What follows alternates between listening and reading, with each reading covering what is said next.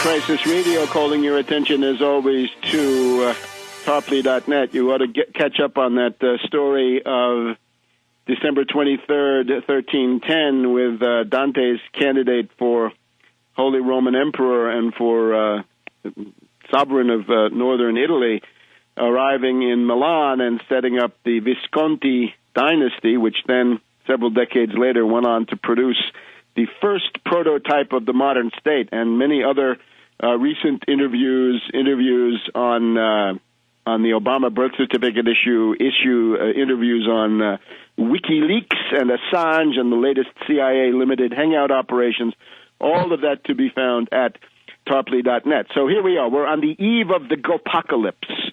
A gang of ogres are coming to town, right? These Vikings that you see in the Capital One commercials would be a useful comparison, except it's much more sinister. So they're coming to town. Now, we look back at 2010. What can we say about the progress of the Depression? It is the year the Depression came to Europe. Let's just recall the basic framework of comparison that we have is to compare the current world economic depression, breakdown crisis, and disintegration of the imperialist world order with what you had in 1929 to 1931.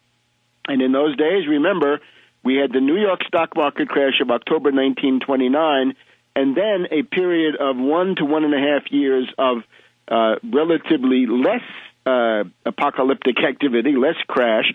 But then, in the spring of 1931, we had the Austrian banking crisis, soon followed by the entire Central and Eastern European banking crisis. Highlight of that was the collapse of the German banking system in June and July of 1931, and that then turned into the collapse of the Dutch banks, and then the collapse of the British pound, the bankruptcy of the British pound sterling, default on gold payment by the Bank of England, September 21st, 1931. And remember, that's the central event of the world economic depression of those days. That's what destroyed world trade, not Holy Smoot, because this is what destroyed the only world currency system that there was. Now, after 1931, that was the second phase, the collapse of Europe, the second phase. The third phase then became a banking panic inside the United States, which took up the whole year of 1932 into 1933, such that on the eve of Franklin D. Roosevelt's inauguration, every bank had shut down. He didn't shut down any of them. They were already shut down. The free market, so to speak, had shut them down, and nobody had succeeded in opening them up. So he was basically giving them legal cover with the bank holiday. So 3 waves, right? The immediate stock market panic, then the European banking crash, and then coming back to the United States in the form of a banking panic. So let's look at what we had. In September and October of 2008, we had the New York banking panic, a run on the zombie banks. Obviously, all of them bankrupt. The cases of Lehman Brothers, AIG, and Merrill Lynch, but really all of them, be it J.P. Morgan, Goldman Sachs, Morgan Stanley, Citibank, all the rest of them, thoroughly bankrupt. Bankrupted by what? Well, generally by credit default swaps in the case of AIG, but of collateralized debt obligations in the case of most of the others, based at several removes on, in some cases, on subprime, but also on auto loans and credit card loans and so forth. So we are following, in a general way, there's a rough parallel between what happened in 29 to 31 and what we've seen now over the last almost 2.5 years.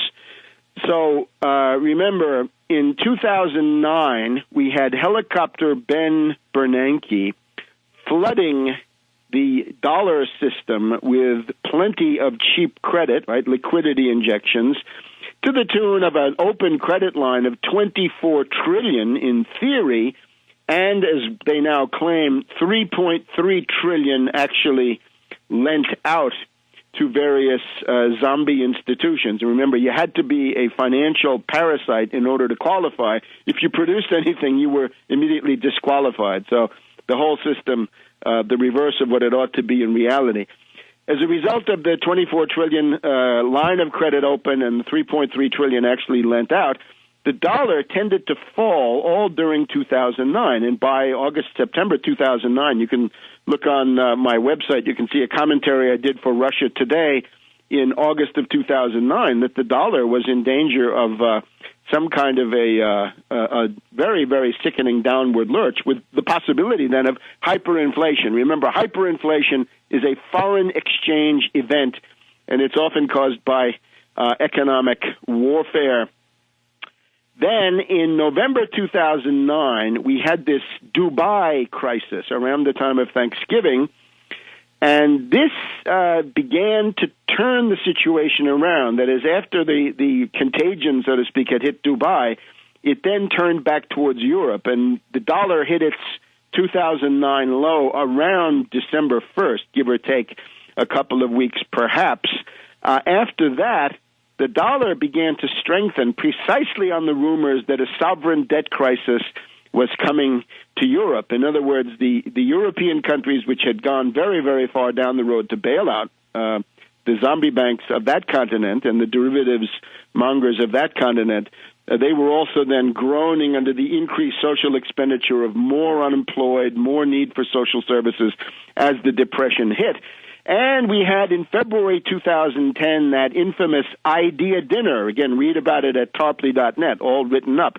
The idea dinner reported by the Wall Street Journal at Moness, Crespi, and Hart, where we had leading hedge fund hyenas from the U.S. side, including the Soros interests, getting together to figure out how can you attack the euro. Well, you can't do it directly. You got to do it through some weak flanks and some chinks in the armor, and that would be the Greek government bond market, the Spanish, Portuguese, some other government bond market. So this then became the big theme of the springtime, was a speculative attack on the euro, engineered, of course, for money in the narrow sense, but also from a strategic point of view, in order to shift the crisis from the dollar over to the euro. Beggar my neighbor, export the depression, competitive devaluation of the dollar.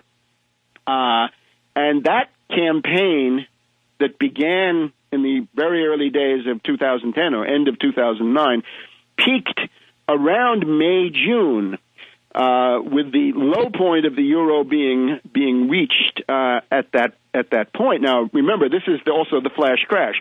My thesis is that the flash crash of May 6th is not what various SEC and CFTC say it was, but rather was a figment. It was a boomerang effect of an attack on the euro. If you look at that flash crash day, not only did the Dow go down by 1,000 points in about 10 minutes, quite breathtaking if you lived through it, as I was interested enough to do, but the euro was crashing down against the yen markedly. So what they found was they could crash the euro, but they'd be crashing New York at the same time, and that wouldn't really serve their purpose. So they relented, and that's the story of May 6th. We'll continue this retrospective in just a minute.